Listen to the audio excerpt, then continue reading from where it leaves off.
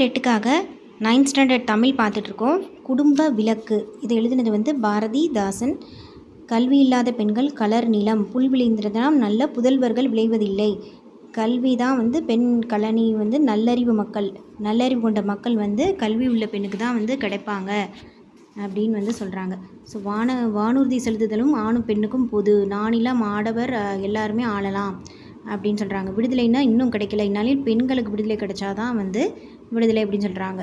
கல்வி கற்காத பெண் மின்னாலே வாழ்வில் என்றும் மின்னாள், படிக்காதவங்கன்னா மின்ன மாட்டாள், ஒளிர மாட்டாள் அப்படின்னு அர்த்தம். மின்னலை போன்றவளை, மின்னாலை அப்படின்னா மின்னலை போன்றவளை, சரியா. இயற்றுக அப்படின்னா செய்க, யாண்டும் அப்படின்னா எப்பொழுதும், தவிர்க்கவனா அப்படின்னா தவிர்க்க இயலாத, ஆக்கல்னா தொழிற்பெயர், பொன்னே போல் அப்படின்னா போல்ன்றது ஒரு ஓம உருபு, மலர்கைனா மலர் போன்ற ஓமை தொகை, வில்வாள்னா வில்லும் வாழும் உண்மை தொகை. அடுத்து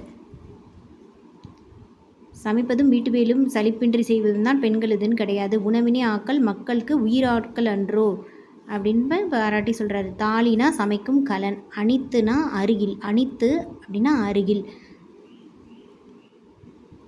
பெண் கல்வி வேண்டும் அப்படின்னு வற்புறுத்தி இந்த பாடலில் பாரதிதாசன் பாடியிருக்கார். ஓகேவா.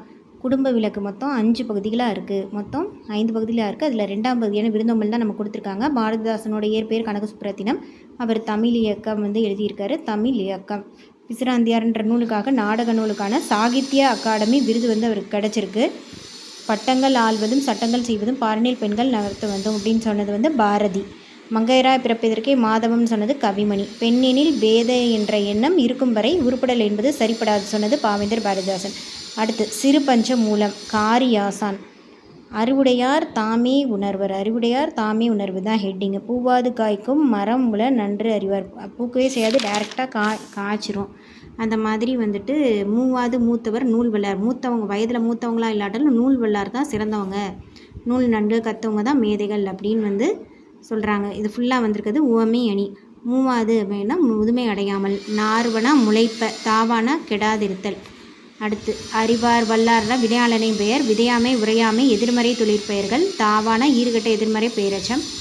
முதல்ல சங்க இலக்கியம் தான் வந்தது, அதுக்கப்புறம் தான் வந்து இலக்கணம் வந்து, அடுத்து நீதி நூல்கள் அறநூல்கள் வந்தது. இந்த அறநூல்கள் வந்து 14 கீழ்கணக்கு நூல்களில் ஒன்றா, அதை தான் வந்து 14 கீழ்கணக்கு நூல்களில் சேர்த்துருக்காங்க. ஓகேவா. அடுத்து இது அதில் ஒன்று தான் சிறு பஞ்சமூலம். சிறு பஞ்சமூலம் அப்போ 18 கீழ்கணக்கு நூல்களில் ஒன்று. இது ஒரு நீதி நூல், திருக்குறள் மாதிரி நன்னூல் மாதிரி இதுவும் ஒரு நீதி நூல். சிறு பஞ்சமூலம் 5 சிறு பஞ்சமூலம்னா 5 சிறிய வேர்கள். என்னென்ன வேர்கள்?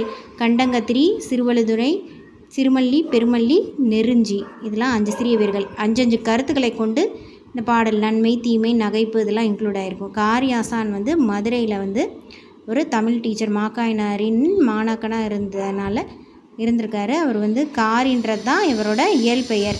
மாக்காரியாசான் அப்படின்னு பாயிரச்செய்யில் அவரை வந்து சிறப்பிக்கிறது. ஸோ வந்து சின்ன வயசுலேயே சாதிச்சவங்க யார்? 10 வயசுலேயே வந்து வள்ளலார் வந்து சொற்பொழிவு ஆற்றுவார், பாடுவார். பாரதின்ற பட்டம் அவருக்கு கிடைக்கிறப்ப அவர் வயசு 11 வயசு. அடுத்து விக்டர் ஹியூகோ அப்படின்றவர் 15வது வயசுலேயே ஃப்ரெஞ்சுக்கு இலக்கிய கவிதையை வந்து அனுப்பியிருக்காரு. அடுத்து அலெக்சாண்டர் அப்பாவுக்கு அப்புறம் போர்ப்படை தளபதி ஆனது 16 வயசில். பைசா விளக்கு அந்த ஊசல் ஆடுறதை வந்து கலிலியோ கண்டுபிடிச்சப்போ அவருக்கு வயசு 17. 3 to 6 கருத்துக்களை கொண்ட அறநூல்கள் வந்து 18ஆம் கீழ்கணக்கு நூல்களில் வந்து சேர்க்கப்படுகின்றன.